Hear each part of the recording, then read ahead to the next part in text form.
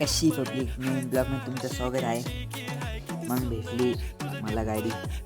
मी आलो गावात बघतो तर काय का आपली पलटण बसली होती गावात. मी बसलो ओमनी मला काय लवकर निघानाच भाऊ. मग काय तो पण निघालाच लवकरच.